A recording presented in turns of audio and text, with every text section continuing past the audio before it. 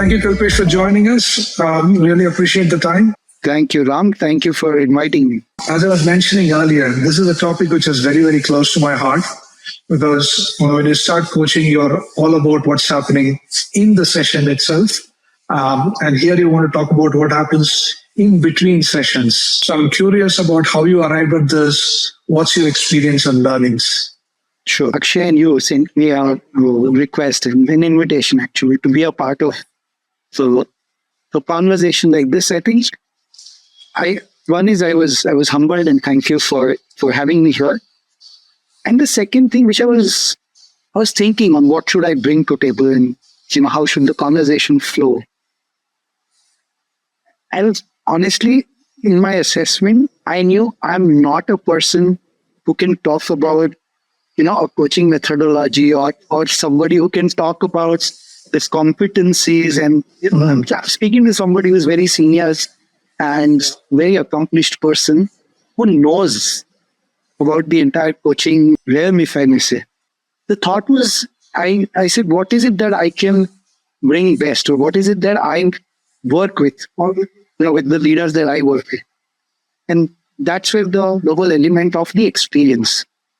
And therefore, the topic that I said is it's not the expertise that I would talk about during the coaching conversation, but it's the experiences that will get built between the first session to the second session and then how it lasts. That's where I thought I'll want to talk about and go a little more in depth with this area. Perfect.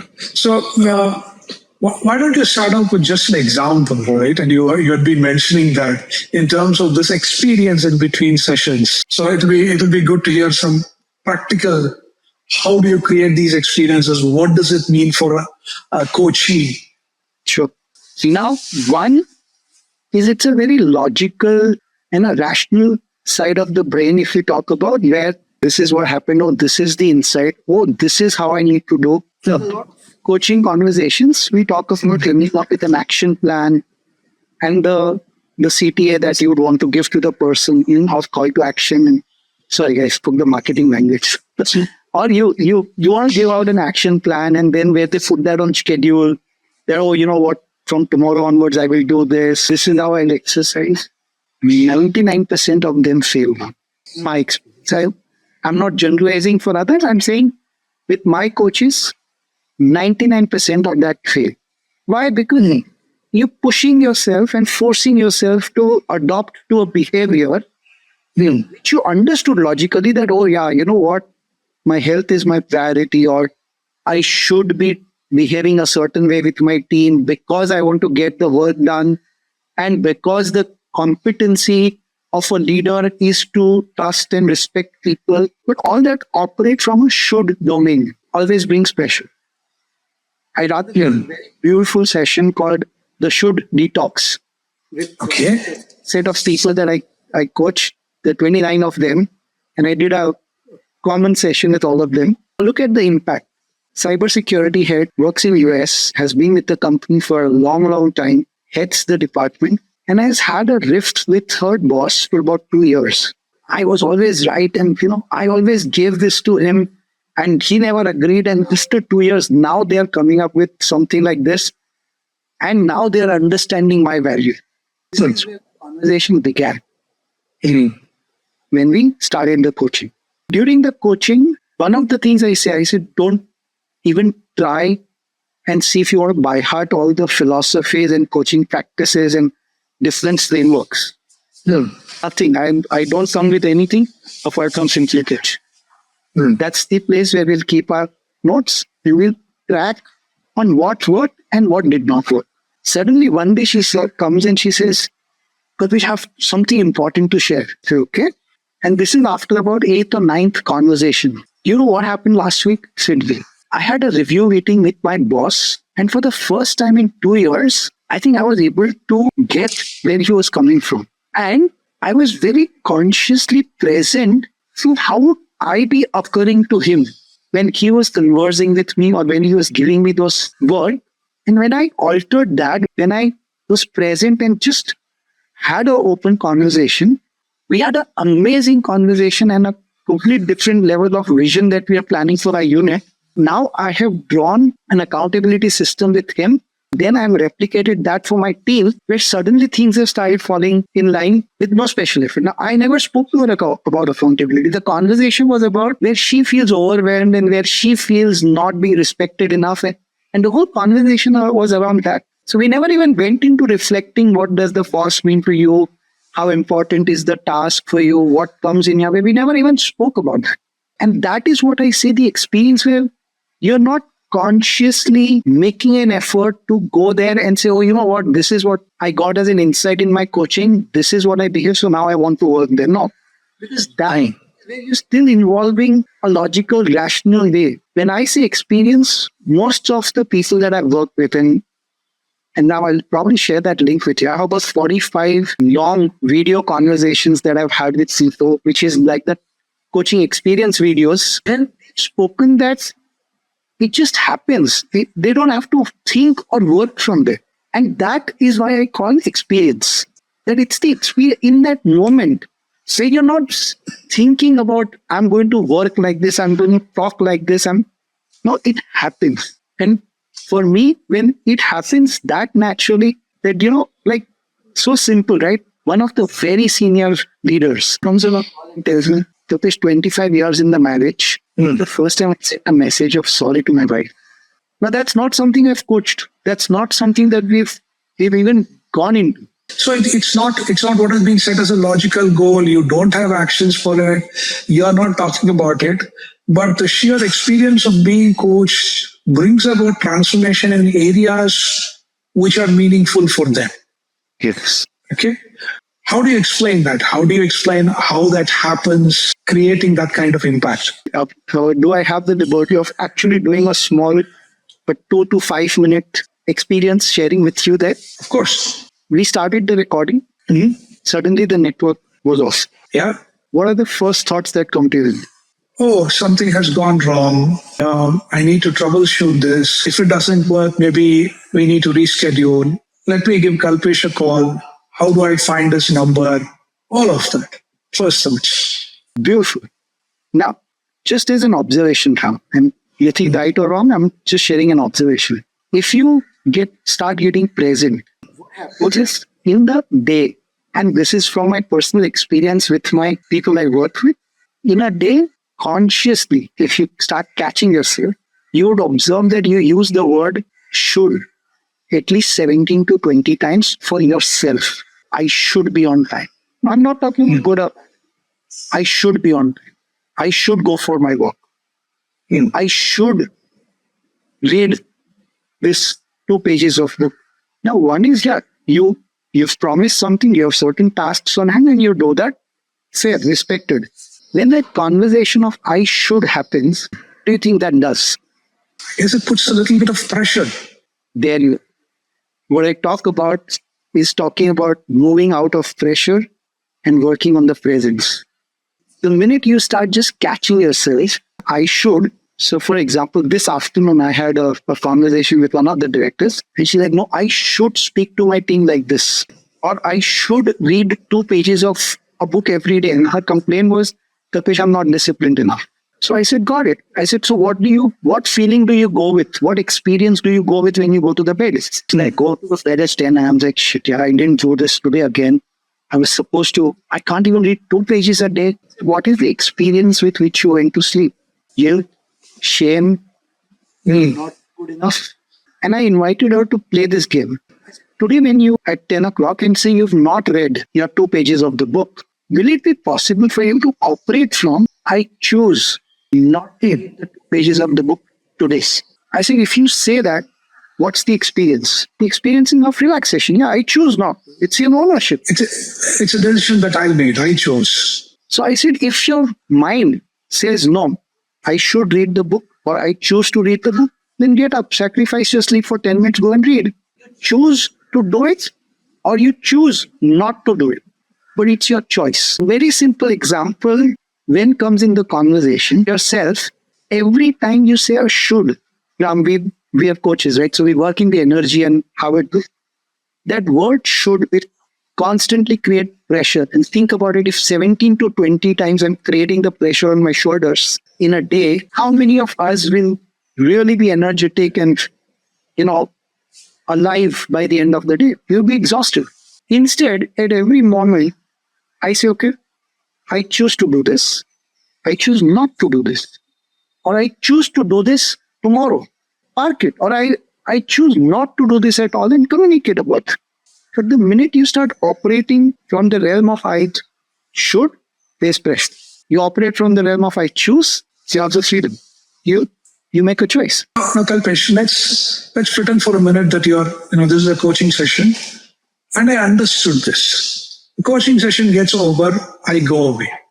Yeah. What happens after?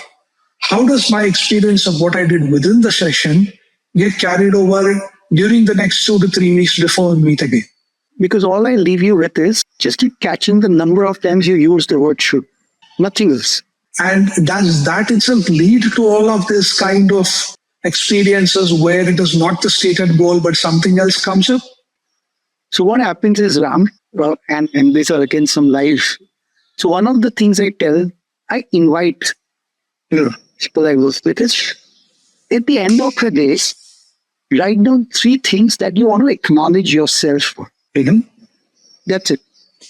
It can be as simple as I brushed my teeth at 7 o'clock, which I thought. Fine. You want to acknowledge yourself for something that you did right. Now, aligning that with the should, just start catching and acknowledging how many times you could remember. You don't have to keep a maths, do a ticking. Just casually, how many times in a day you use the word should? Just start getting present. In about 2 weeks' time, the should word has gone down from 17 to 20 times that they've reported on day 1. Or whichever session where we picked this conversation. Within 2 weeks, it comes down from a 17 to maybe a 2 or a 3. If 10 to 14 times in a day you are experiencing choice, by default, you are starting to make that choice in all areas that matter to you. Because what you're doing is consciously talking about making a choice. Correct. I should have a cup of tea. Moves. So I choose to have a tea right now, or I choose not to have a tea right now. But I start talking about a choice language. They're talking about a pleasure language. A very beautiful example, and I'll keep it short. Next level. We all work with people, right, around us. How many times do we work with people, or we have this conversation in our head? People should understand. People should understand me. My wife should understand that I need when I come home, I need that 10-minute space. My team should understand that I like the report in this particular format. Or for that matter, they say people should follow traffic rules. That's my favorite one. People should follow the rules. Why are you not switching on your indicator? Beautiful. Now, I'm not going into the generic public as well. That is the next level. I'll come to that. Now, if you start getting present on how many times people should understand, people should behave, or people should interact, or people should share in the way, I've always been an awful person. My team should come and tell me what is working, what is not working. My team should understand the seriousness of what we are doing. My sales team should understand how and why they need to meet targets. The relationship with people should understand is actually an invisible contract that we make in our head with people. And in our minds, it is a legal contract. But we should understand that if we said 5, he needs to be there at 5, ready to begin. And if Kalpesh has not done that, my mind is already announced him as a criminal. If my team is supposed to give me that report or the questions or the flow of an event, and if they've not done, my mind already announces them as criminals, that they are not good enough, they are not worthy enough, how many times you have to explain, and all that conversations. When you start getting present, am I talking about an invisible contract right now? When you're interacting with your wife, your children, your team members, your boss, your driver, your lift man, you just start catching yourself for the invisible contract that you have made in your head. Your experience in that moment with them starts shifting.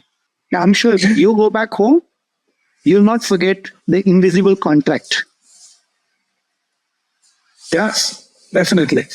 So what I've learned, Ram, is all due respect and great learnings that I've had from so many great authors and so many great speakers and so many wonderful mentors. I learned from them.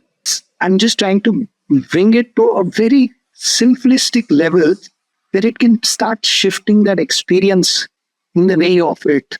And that experience is what I keep coming back and talking about.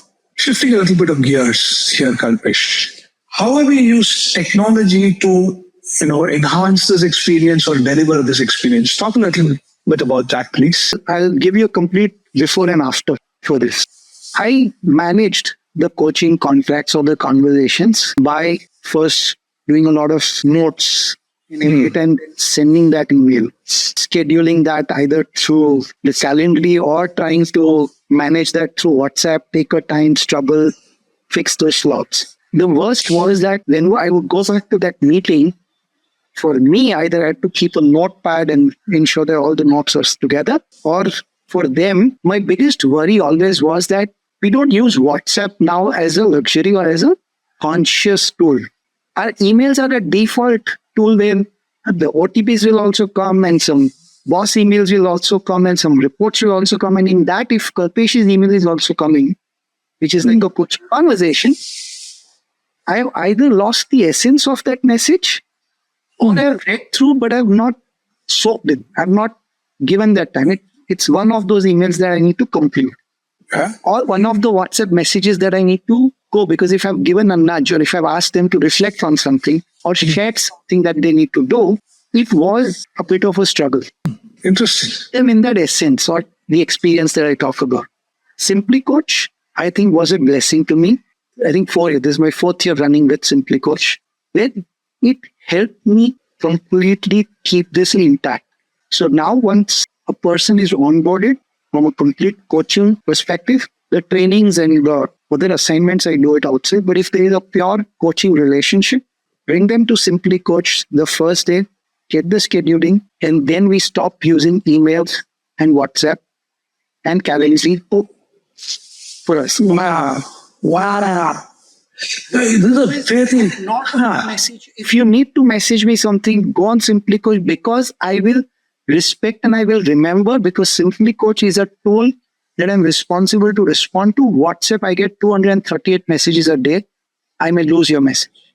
Kalpesh, this is a very, very subtle interpretation of a tool. We've always looked at it as it's convenient to have a platform, a coaching platform or a tool. Keep it all in one place, keep it together.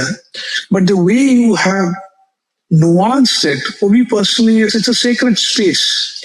It is a place where I get that experience of coaching. All that I'm talking about and transforming myself lives there. It doesn't live together with my official work, the pressure, the stress, the OTPs, the bills, the reminders. Interesting. When I give that permission to myself or that space, that okay, this next 45 minutes I'm going to work on, say, filling that form, or I want to, update something. So I've used the 360-degree forms. I've used some nudges from there. I've used some reflections that I would send them in between. At that moment of time, I would want them to keep their phone literally only focus on this app. Not within SimplyCoach, they'll not get any distraction, because coaching is the space, right? It's the space you give to yourself. And if you want to go through all the notes, you don't have to go through the first WhatsApp and when was the last WhatsApp, because here there is no noise. This is purely about a committed relationship that we got into. All the notes, the minutes, the reflections are committed to helping you achieve the outcome that you want. And therefore, we treat that space in that. Yeah, you want to send me a happy birthday message, send me on WhatsApp. You want to talk about a Diwali or a Guru Purnima, let's talk about that. But here, if I'm sending you a video or a link, or you're sending your sharing, I also know that in a day when I'm going on working on SimplyCoach, that's my time, whether I'm speaking with my coachee or not, but that's my time to my coachee. It's not one of the 10,000 WhatsApp messages that I'm responding to. And when you explain this to a coach or when you tell them this, do you go through the reason why you do this, or do you just say, hey, here is a tool that I use? No, so maybe I don't set this context, but what I do is I say that from now till the time our coaching conversation remains, we will communicate everything about the coaching part only on SimplyCoach. And hence, the day we get the engagement started, I spend that 15 minutes to help them set their account, download the app, and I've taken the white labeled one. So get that downloaded, show them, okay, these are the 4 fields, the message, the communication, the schedule, and this is how we will communicate. Is that understood? Is there any questions? Most of the times it works. You always have a 10-20% exception where people would still drop in an email or would still send you a WhatsApp message, but then you slowly and steadily bring them to that. Because one of the other things is, Ram, I generally have a 13-week coaching contract. I hardly do a 2 coaching conversation or a 6 coaching conversation contracts. I have a set framework that 3 months time for us to alter your experience, and every week we'll speak once. So it's a 13-week journey for 3 months. Mine and your communication will happen on a sacred space. Beautiful. When I went through my coach certification, I had done it with the Results International, brain-based coaching, Dr. David Rock, back in 2012.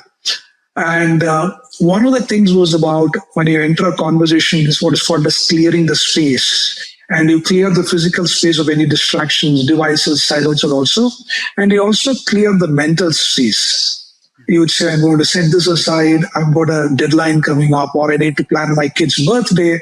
I'm going to set it aside and be fully present. I had honestly never thought of it from a tool perspective. I think logically, if you think about it, you're like, yeah, that's correct. But intuitively, this is the first time possibly I'm hearing somebody think of a tool that is really creating that kind of a space in an otherwise busy schedule for a leader. Ram, and I would want to give you this acknowledgement that I did the assignments that I did with large organizations and all where I worked with few leaders. And I've used SimplyCoach, I think, with more than about 100 CC till now. In the last 4 years. And I aspire to keep using that even in future. The experience or the journey, SimplyCoach as a tool had its own role to play in creating that. Because what I sent as a message did not get lost in 5 other things. Even they knew that, okay, if it's in SimplyCoach, it is a message connected to my coaching. And even before they would open that, they would ensure that they have that 2 minutes to read it and not something that they would just glance through and probably make a note that I have to respond or I have to work on. Very, very powerful, Chris. It helped me, and you and me, we both know that coaching for us also does not happen only in that conversation. We do our homework, we reflect on what the conversation meant. We send an assessment in between or an article in between or maybe a video clipping in between with a conscious, not as a forward, but with a conscious attempt that, okay, this will probably help you. And hence then it stays. It does not get away. It's there. And if I want to just look back at a glance, I can see the journey for myself. And you are right. When I'm sending something, maybe I read an article and we spoke about it earlier in the week. And I would say, yeah, this might help my coachee. They might be able to relate to this. This might give them a perspective. So it is never a casual forward. I may do a casual forward to a friend or somebody in the family, say, hey, this is a nice joke and send it across. But I would never do that to a coaching client. Absolutely. So the sacred space, and the sacred space in coaching also includes a platform and how it goes about creating an overall experience. Beautiful. Anything else that you'd like to say before you close? I think I'll only, and again, this is my experience and I'm only sharing for myself. For anybody who reads or listens to this, I have all due respect. I think if we all, and this is an invitation, and I talk about creating ease and flow. Is it at the reality in leadership and life? In life and leadership, that's the tagline I go with. That let's make ease and flow a reality. And ease and flow is an experience. Ease and flow is not a strategy. And that's required. What brings that transformation is that experience of ease and flow. Okay, okay, this is what happened. Okay, let's look at what worked, what did not work. Okay, what do we do next? Okay, where am I coming? What does this mean to me? What next? And if we keep constantly working on creating that experience of ease and flows, and I think there's tremendous amount of potential. Current, so there's something that I've started and I've told you, but I'll tell you in details about that. Is my vision is, can I take this ease and flow as an experience to the leader I'm working with, and there through ease and flow as a family, ease and flow as a team, through ease and flow as an organization, and maybe ease and flow as a community. Beautiful. Keep together, be together. We're all interdependent, and yeah, we're all with the right intentions and something that we bring to tables. And we build that with respect, dignity, and keep moving forward. I think that's what I'm looking for. And in fact, I think tools like SimplyCoach and a couple of other tools I'm using are helping me in creating that mission. Fantastic, Kalpesh. Thank you so much and wish you all the best. Thank you for listening to this episode of Growth Dialogues. Don't forget to subscribe to us wherever you enjoy your podcast.